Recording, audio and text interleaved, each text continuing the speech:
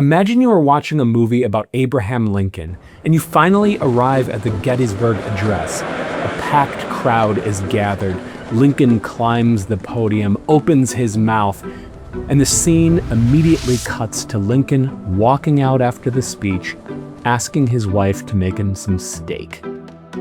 That's how Luke has written this scene, and he did it for a very tricky reason. Let me show you.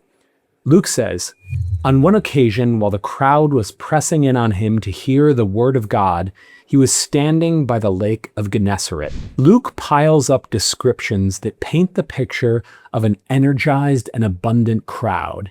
He says they're pressing in on him.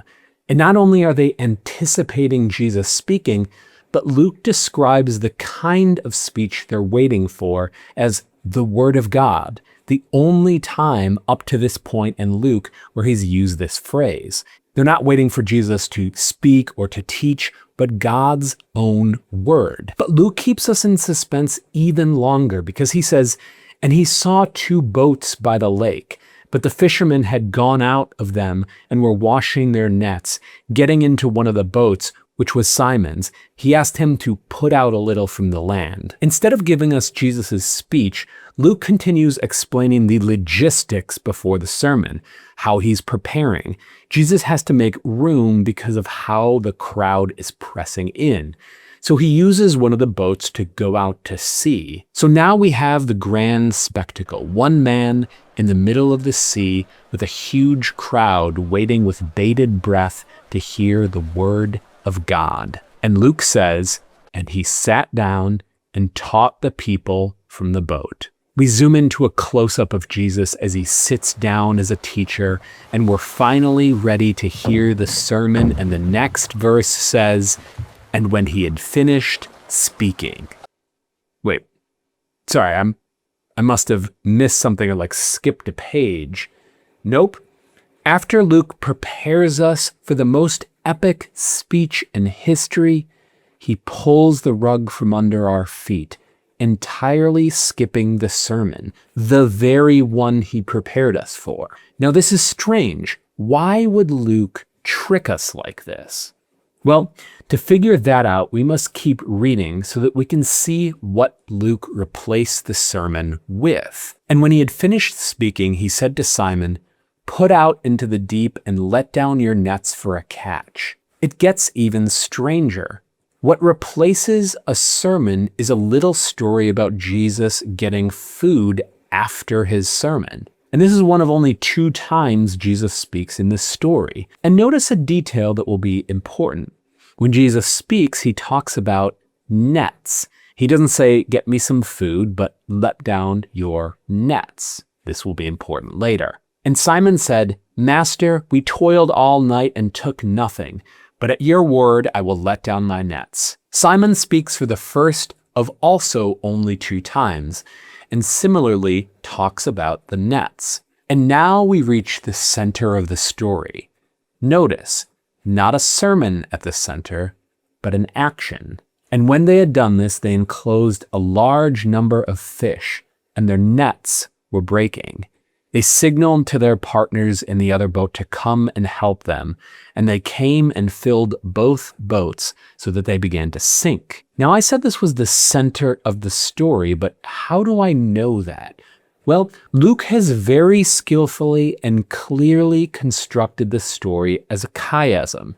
At the beginning and end, you have everyone on land. Then you have 2 speeches of Jesus, then 2 speeches of Simon, and then these actions at the center. And this makes sense because the center is the focus, and the focus of the story is the miraculous nature miracle, except not quite. Luke is actually doing something even more sophisticated. And this fact even slips past some scholars who see the chiasm. You see, this central action breaks down into 3. You have the breaking of the nets because of the abundance of fish on one side, the breaking of the boats because of the abundance of the fish on the other. And what's actually central in this? They signaled to their partners in the other boat to come and help them. What?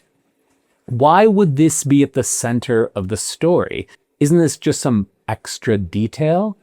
No, this is the central idea of the story. Jesus will go on and tell Peter in verse 10 that from now on you will be catching men.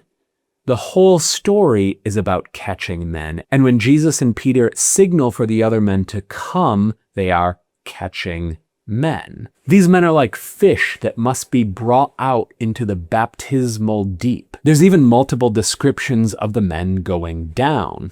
The boats are sinking and Peter falls to his knees. And Simon also acts like a fish being caught.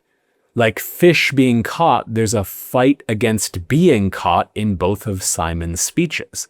First, he tells Jesus that they've fished all night, so it doesn't make sense for them to fish again.